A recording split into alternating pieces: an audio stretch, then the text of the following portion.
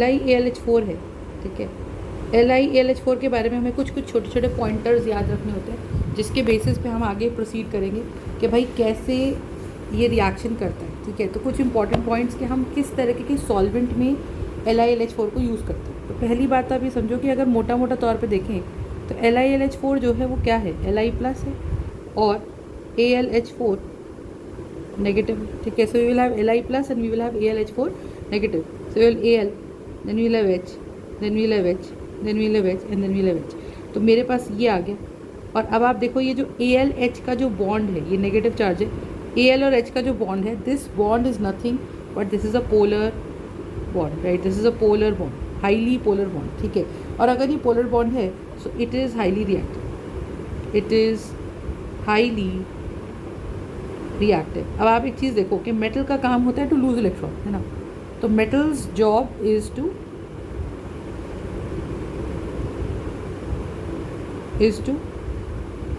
Loose electron, ठीक है। तो मेटल का काम होता है क्या, टू लूज इलेक्ट्रॉन, राइट। अब अगर मेटल का काम होता है टू लूज इलेक्ट्रॉन तो पॉइंट इज कि यहाँ से निकलेगा कौन, कि अपना एल्यूमिनियम अपने इलेक्ट्रॉन दे देगा और एल्यूमिनियम अगर अपने इलेक्ट्रॉन दे देगा तो H नेगेटिव इसके ऊपर चार्ज आ जाएगा, ठीक है। तो what do you think we have metals job is to lose electron और H पे कैसा चार्ज देगा, H पे चार्ज आ जाएगा, इस पे नेगेटिव चार्ज आ जाएगा, सही बात है। तो हमें इसमें याद करना है कि जो हम सॉल्वेंट लेते हैं ना, जो हम सॉल्वेंट लेते हैं, the solvent taken is to be a non polar solvent, a non polar solvent. Why the solvent has to be a non-polar solvent? बताओ, why the solvent has to be a non-polar solvent? Solvent has to be a non-polar solvent इसलिए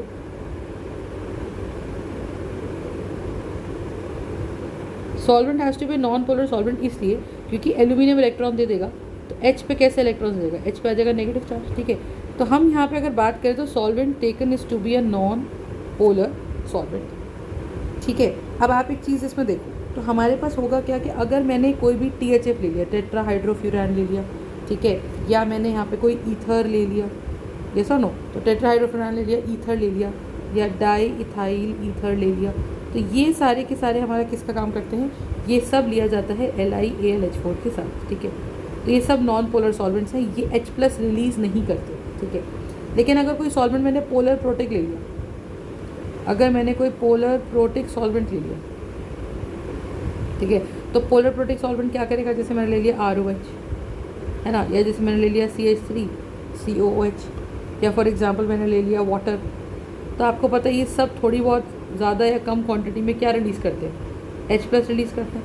how does alcohol break, alcohol will break down like C2H5O negative and H positive, ऐसे it will going to release CH3CO negative and H positive, it is going to release as H plus and OH negative. So the idea is कि it is going to release H plus ions, और अगर ये मुझे H plus ions release करके देगा, ठीक है, अगर ये मुझे H plus ions रिलीज़ करके देगा, H plus ions जो होते हैं they will combine with H negative ion, जो कौन रिलीज़ कर रहा है। देखो आप इसको ऐसे समझो कि जब AlH4 नेगेटिव आयन बन रहा होगा ना, तो ये कैसे बन रहा होगा, आप खुद सोचो।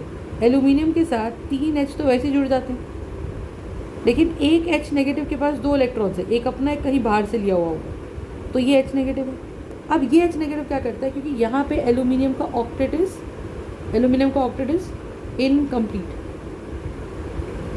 क्योंकि यहाँ पे एल्यूमिनियम का ऑक्टेट इज़ इनकम्प्लीट, तो होगा क्या मुझे बताओ, क्योंकि यहाँ पे एल्यूमिनियम का octet is incomplete, so what do you think is going to happen, कि मैम H नेगेटिव क्या करेगा, अपना एक इलेक्ट्रॉन एल्यूमिनियम को देगा, एक अपने पास रखेगा, तो ये बॉन्ड बना देगा, we will have Al, we will have H, we will have H, we will have H, right. और एक मेरे पास इलेक्ट्रॉन ये है, एक H का है और इसमें बॉन्ड बन जाएगा, तो यहाँ बन जाएगा AlH4 नेगेटिव, ये सुनो।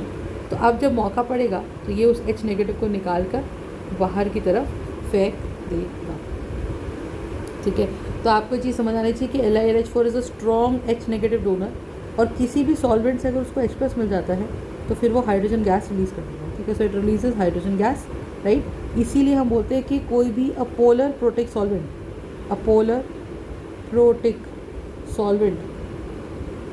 should not be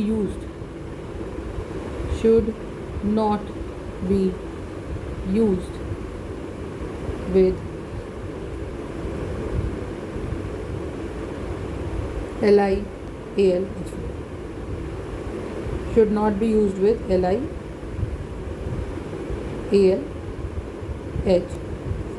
ठीक है, ये चीज़ है। अब इसमें क्या होता है कि LiAlH4 किस का रिडक्शन करता है? सो LiAlH4 कैन रिड्यूस, देखो बहुत सारे सब्सटेंसेस को ये रिड्यूस कर सकता है। सबसे पहले एल्डिहाइड्स को रिड्यूस कर सकता है ना। एल्डिहाइड्स का फंक्शनल ग्रुप क्या होता है? RCHO। फिर ये कार्बोक्सिलिक एसिड्स को रिड्यूस कर सकता है। It can reduce carboxylic acids, उनका फंक्शन क्या होता है? RCOOH। तीसरा एक इसको रिड्यूस कर सकता है, ये कीटोन्स को रिड्यूस कर सकता है, जिसमें R C double bond O और इधर भी R, मतलब R डैश क्या है? R डैश होता है हमारा एल्काइल ग्रुप, है ना। तो कार्बन की चेन होती है R और R डैश में, तो हम बोलते हैं कि इनको भी रिड्यूस कर सकता है। थर्ड हमारे पास ये क्या रहता है? Acid halide. So it is nothing but what? Acid halide, ठीक है। तो एसिड हैलाइड क्या होते हैं? RCOCl।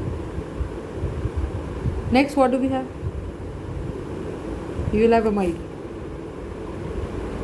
So you will have RCONH2। इन सबको ये रिड्यूस कर सकते हैं, ठीक है। हमारे पास कार्बोक्सिलिक एसिड है, कीटोन है, राइट, और एसिड हैलाइड है, और अमाइड है, और एल्डिहाइड है, और इन सबको LiLH पर हमारा रिड्यूस कर सकता है, ठीक है। तो सबसे इंपॉर्टेंट चीज़ आपको यही समझ आनी चाहिए कि how to what all substances this LiLH4 can reduce, ठीक है। चलो, so that's it for today. In the next video we'll see how the different variants of LiLH4 works for the reducing of the further reagents, right, or substrates.